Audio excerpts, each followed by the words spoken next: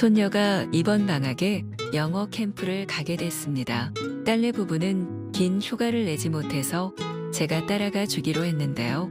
딸의 말로는 아이 학원에 보내고 마사지도 받고 그동안 애 키우면서 받은 스트레스도 풀고 오라고 하는데 아이 공부시키러 가서 그래도 되는 게 맞는지 외국에 한두 달 나가 있는다고 크게 영어 실력이 늘 것 같지 않은데 가는 게 맞을까요?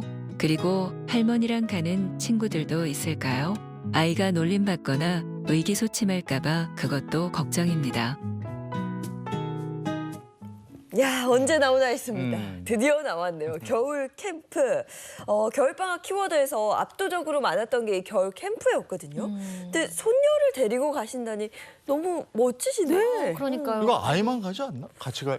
그래도 아무래도 또 엄마 입장에서 불안하니까 이제 할머니 이제 모시고가 아니라 같이 이제 동반해서 그쵸. 이제 가는 건데 지금 이제 마사지란 얘기 나온 거 보니까 뭔가 이게 필리핀 같은 좀 동남아시아. 제가 할머니였으면 좋겠네요.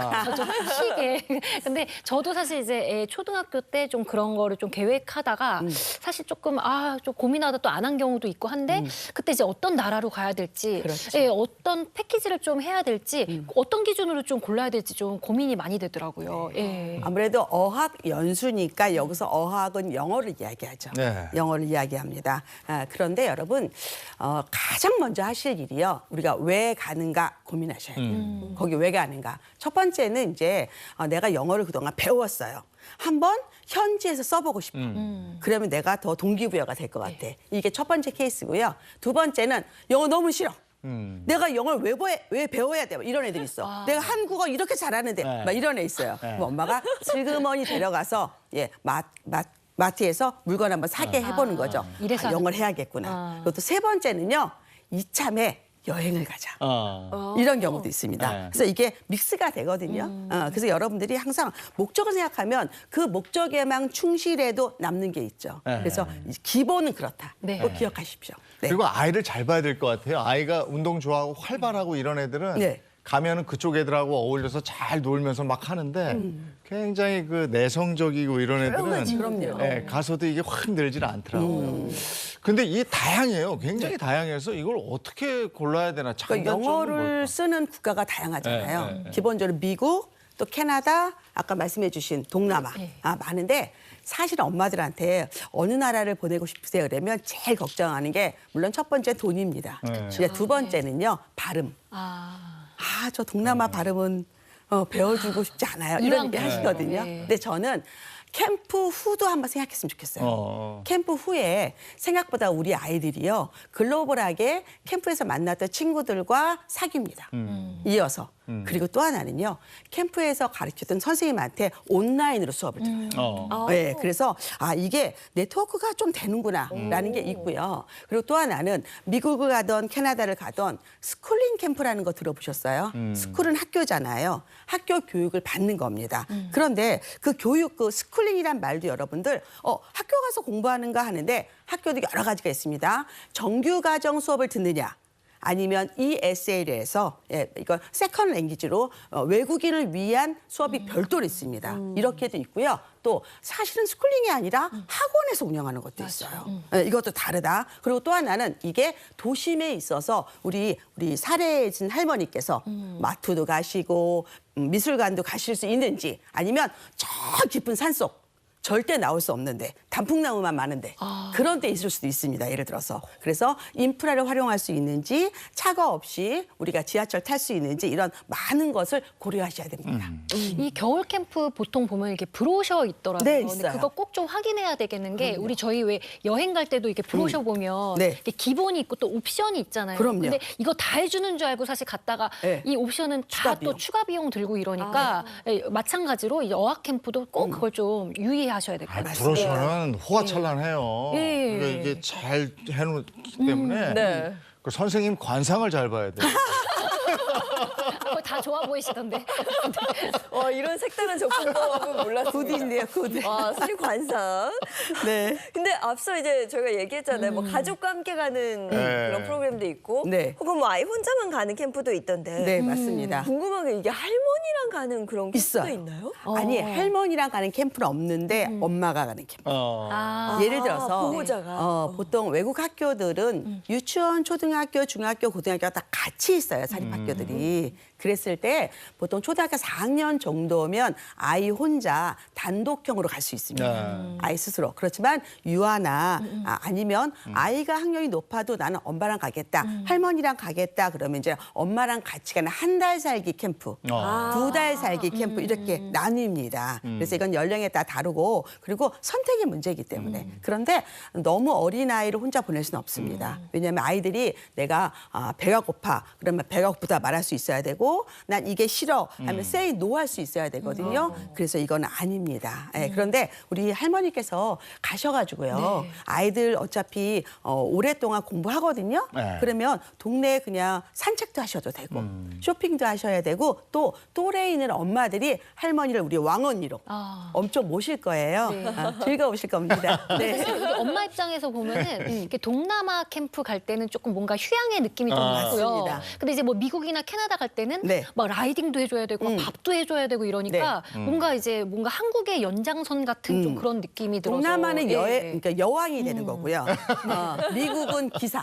매니저가 되는 거예요. 매니저. 그래서 요즘 네네. 캐나다는 그거를 대비해서 엄마를 또 여왕처럼 모시는 프로그램을 그래요? 만듭니다. 그런 게 있어요. 네. 싸졌죠. 네. 엄마가 여왕 되고 아이하고 같이 있는 동안 그러면 아빠는 어떻게 해야 되는 거예요? 아빠는 열심히 돈 벌어서 아빠도 오셔도 됩니다.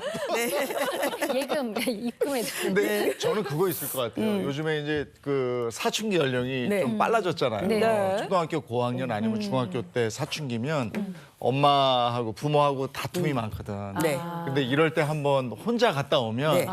이게 가족이 얼마나 소중하구나 이런 것도 알 수 있을 것 같아요. 맞아요. 철이 된다고 하죠. 네. 두 가지입니다. 아예 엄마랑 분리해서 나가서 엄마 없으니 얼마나 힘든지 알겠지 깨닫는 경우도 있고요. 또 반대로는 사이가 나빴지만 막상 가보니까 이 지구에 우리 둘밖에 없구나. 그래서 더 돈독해지는 경우도 있습니다. 그런 것도 있겠네요. 그래요? 네. 좋은데요? 네. 아니면 완전히 이렇게 되든가. 네. 네. 다시는 절대 안 가 막 이런 말 한마디 안 하는 거. 근데 보니까 숙소도 다양한 것 같아요. 네. 뭐 현지 가정집에 홈스테이를 할 수도 있고 일반 숙소에 머물 수도 있고요. 그럼요. 보통 요즘에 가장 핫한 거는요. 엄마들이 가는 거는 레지던스 호텔. 예를 들어서 밥도 해 먹을 수 있고 그다음에 세탁기 건조기 있으니까 빨래도 다 가능하고 장도 볼 수 있고 또 요즘에는요. 반찬 서비스라 그래서 반찬도 제공하고요.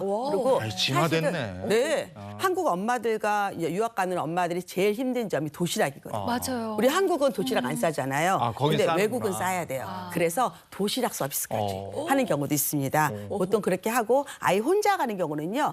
우리 하우스. 우리가 부러워하는 하우스.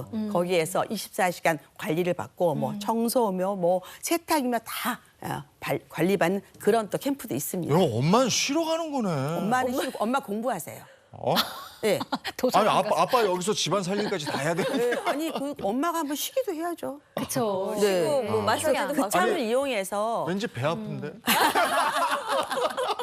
영어 배운 엄마도 있고요. 전공 예를 들어서 이제 의사인 엄마들도 많이 가시면 거기에 병원 투어. 그런 것도 있어요. 네, 아니면 본인들이 책을 좋아하시면 도서관 투어 이렇게 하시기도 합니다. 네. 네, 연수 프로그램이네. 그러니까요. 아빠는 뭐 야, 한국에서 이게 그러게. 네. 아빠만 오신 분도 있어요. 아이의 역할 바꿔서. 네, 바꿔서. 그 자유로운 직업이구나. 네, 네, 아빠 오시는 분도 있어요. 네. 근데 영어 실력 향상에는 정말 도움이 됩니까? 이런 것 같아요.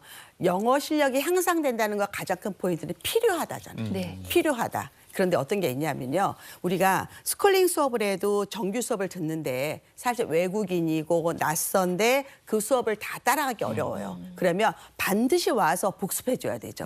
그게 백업이 돼야 돼요. 그러면 확실히 좋고요. 또 하나는 아이들이 저는 직접 물건을 사라고 이야기해요. 주문을 해라. 그러면 아이들이 알아요. 영어를 배우니까 편안하네. 네, 그리고 친구랑 자꾸 말이 하고 싶은데 말이 안 통해. 그러면 또 힘들 수 있죠. 그래서 요거는 하기 나름이다. 하기 네. 나름. 예, 그래서 기본적으로 저는 제일 좋은 게 제가 이제 아이들 초등학교 5학년, 2학년 때 이렇게 가봤잖아요. 네. 근데 아이들이요. 커서 외국에 나가는 거, 외국에서 공부하는 거 두려워하지 않더라고요. 이건 굉장히 좋은 효과라고 생각합니다. 네. 네. 뭐 이왕 영어 공부하러 간 거고 또 이런 캠프가 제가 알기로는 한두 푼 드는 게 아니거든요. 맞아요. 비쌉니다. 공부하러 갔으니까 학교한 후에 뭐 복습도 하고 숙제도 부모님이 좀 봐주시고 이렇게 해서 영어 실력을 정말 쑥쑥 키울 수 있었으면 좋겠습니다. 근데 더 중요한 건 배운 것들이 이제 한국에 돌아왔을 때 잊지 않는 게 굉장히 중요할 것 같아요. 그러니까 여기서 드라마틱하게 뭐 영어를 잘하고 온다 이런 것보다는 영어 네. 자신감을 심어준다 뭐 이쯤 하는 것 같아요. 네, 자신감을 심어준다. 자, 할머님이 이 사연 보내주셨는데 고민이 좀 해결되셨길 바랍니다. 네.